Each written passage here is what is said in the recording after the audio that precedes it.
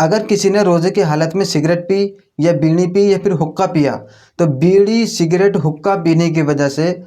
اس انسان کا روزہ ختم ہو جائے گا۔ اسی طرح اگر کسی نے کوئی بھی تمباکو کھایا، چاہے وہ ہونٹ کے اندر رکھا ہو، نگلا نہ ہو اس کو،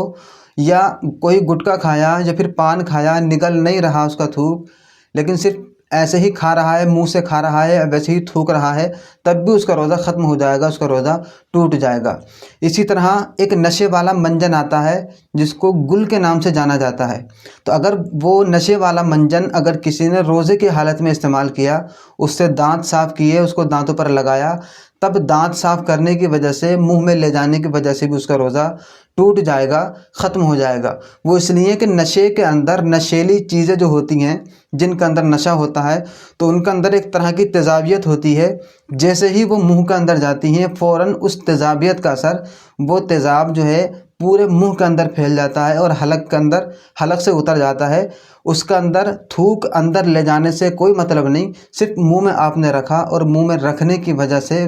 آپ کے حلق کے اندر اس تمباکو کی، اس نشیلی چیز کی تیزابیت حلق کے نیچے سے اتر جاتی ہے، جس کی وجہ سے آپ کا روزہ ٹوٹ جاتا ہے۔ لیکن اگر کسی نے اگر بتی کا دھواں یا پھر چولہے سے جو دھواں نکل رہا ہے، کھانا بنتے ہوئے جو بھاپ یا دھواں نکل رہا ہے، وہ اگر کسی کے منہ میں چلی گئی تو اس سے روزہ نہیں ٹوٹے گا۔ لیکن اگر کسی نے ہاتھ سے لے کر یا اس دھوئیں پر اپنا منہ لگا کر، منہ سے یا ناک سے سونگھ کر کے، چڑھا کر کے اپنے اندر لے گیا وہ دھواں، تو جان بوجھ کر لے کے جانے کی وجہ سے اس کا روزہ ٹوٹ جائے گا۔ لیکن اگر یوں ہی چلتے پھرتے دھول اس کے حلق میں چلی گئی یا پھر دھواں اس کے حلق میں چلا گیا، چلتے پھرتے جان بوجھ کر نہیں لے کے جا رہا، دھوکے سے بے احتیاطی میں اس کے منہ کے اندر وہ دھواں جا رہا ہے، تب بے احتیاطی میں جانے کی وجہ سے روزہ نہیں ٹوٹے گا۔ لیکن اگر کسی نے جان بوجھ کر کے اپنے منہ میں وہ دھواں لیا، سونگا، سانس کی راہ وہ دھواں چڑھایا، تب سانس کی راہ دھواں چڑھانے کی وجہ سے اس کا روزہ ٹوٹ جائے گا۔